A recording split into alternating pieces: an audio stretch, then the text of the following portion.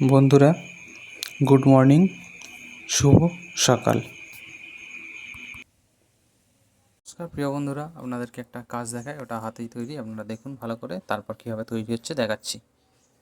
দেখুন, এটা পিওর নেটের ওপরে টিকি দিয়ে দেওয়া আছে। জুম করে পরিষ্কার করে দেখাচ্ছি।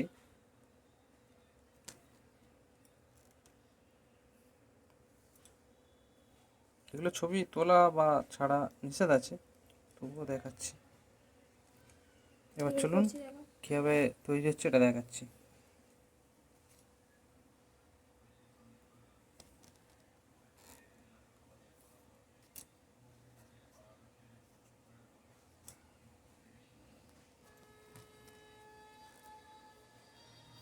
আর কিছু বলবেন?